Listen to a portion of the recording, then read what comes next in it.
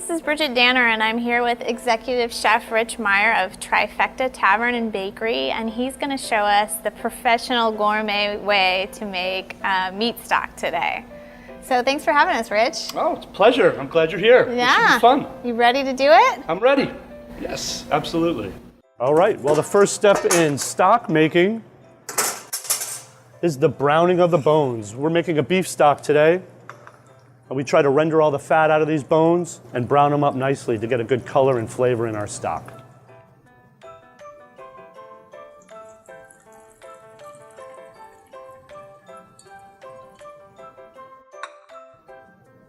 So Rich, why don't you show us what goes into your stock? Okay, let's do that.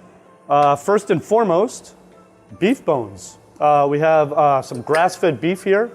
We have a knuckle bone and basically maybe like a split femur bone that they chopped right across. What I would typically do with this is deglaze this pan. You could use water. You could use a little bit of vinegar if you'd like. But we'd like to get all those little bits off the bottom of the pan. We're going to add some chopped carrot. So just for our audience, you could ask your butcher for a bone. Absolutely. In our local store, they keep some of these bones actually in the dog section at New Seasons. That's how people use them now, but there's some really nice high quality bones there. You could ask at your farmer's market, or if you get a cow share, just ask for the bones. Sometimes people don't want the bones, so you can get a great deal on bones. They're actually always... Bones are pretty cheap. Yeah. Bones are pretty cheap. So we're going to chop up a little bit of onion. Size doesn't really matter for any of this. You can just rough chop it all.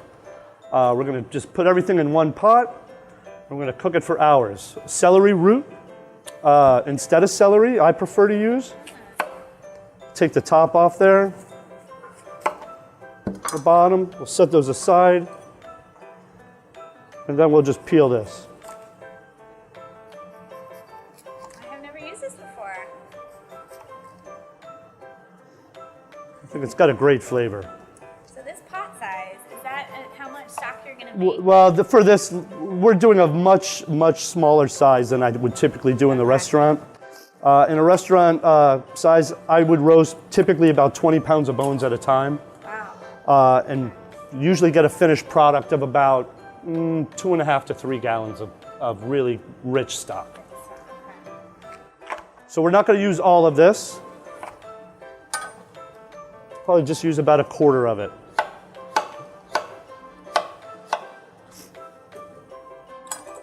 That's our stock pot with everything in there. We'll add water to cover, and then we'll cook for a few hours. So Rich, you got a couple other ingredients we didn't use yet here. Can you tell us about that? Yeah, we have a little bit of fresh ginger and lemongrass. We're going to just change the flavor of this stock. Sometimes when I'm at home and if I want to have a little, if I'm feeling a little down or whatnot, I like to drink a little hot bowl of broth. I'll season it up with a little bit of Asian-style ingredients. Lemongrass, I like to pound, get all those essential oils out of it. Don't be afraid to try this at home. Cut that little butt end off. Lemongrass is very, very fibrous, so make sure you have a very sharp knife. And a little bit goes a long way. That could go right into that. Fresh ginger, do a quick peel on. All this will be strained out of your stock also, so it's not like you're making a soup right now. You're basically just making a broth, so everything will be strained out and set aside, so nothing has to be perfectly cut. This seems like the option to kind of a neutral flavor stock or a flavored stock. That's what we're talking Correct. Correct.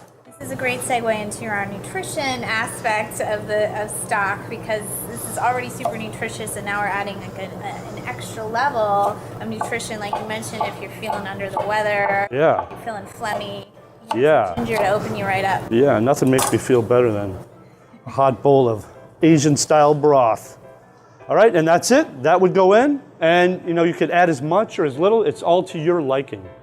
There is no set rule on what has to go into that stock. So now we've got the finished product of our stock making process. Rich, tell us more. Well, we have our beef stock here.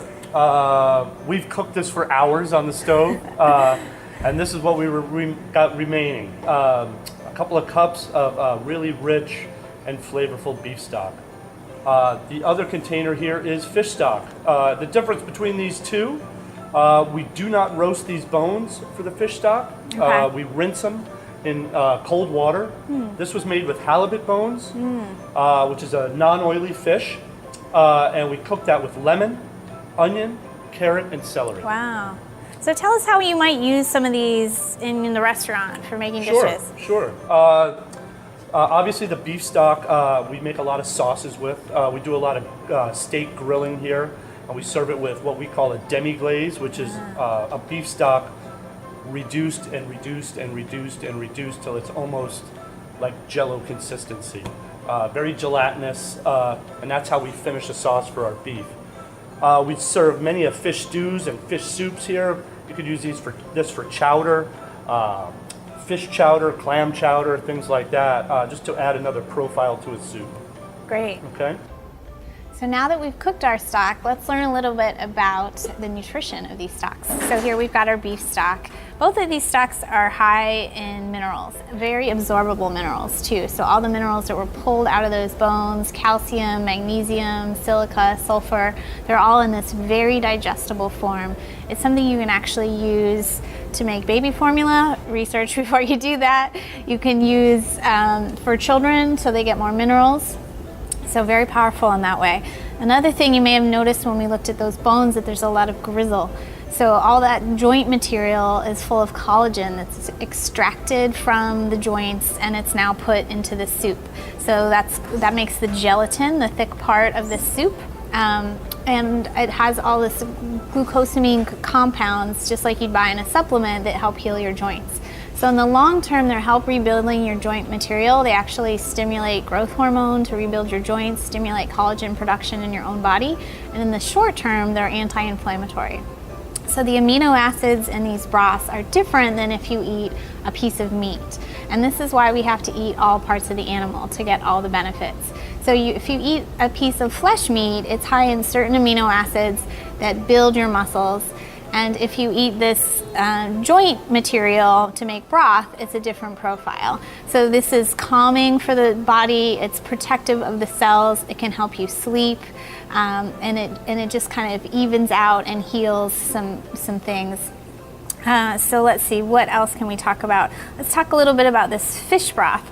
So fish broth is high in iodine, especially if you're using the head of the fish. Iodine is an important nutrient for your thyroid gland. If you're using the head of the fish, you're actually cooking down the fish's thyroid gland too. So you're getting an element of that in the fish broth. So very healing for the thyroid gland. I guess the last thing we can talk about is that gelatin and the amino acids in these broths are healing for the gut. So breast milk or colostrum and bone broth are two of the most healing properties or healing ingredients for the gut. So very soothes the gut lining, rebuilds the cells of the gut. So really strong and magical if you're healing IBS or something like that. So I hope you can try it. It might be a little intimidating the first time, but once you get the ingredients, you give it a try, you get the hang of it, you get better and better and more efficient at making these at home. So an interesting side note is that meat stock is actually an official food of the LA Lakers diet now. Their team physician, Dr. Kate Shanahan, is the author of Deep Nutrition, and she got that into their diet, and Kobe Bryant is tweeting about his meat stock, so really important for top athletes too. So thanks for watching our Secrets of Stock Making video. Be sure to subscribe for more great videos. And Rich, tell us how people can find you here in Portland. Well, Trifecta Tavern and Bakery is located at 726 Southeast 6th Avenue in Portland, and our website is trifectapdx.com. Yeah, come check it out. Thanks everybody. See you next time. Thank you.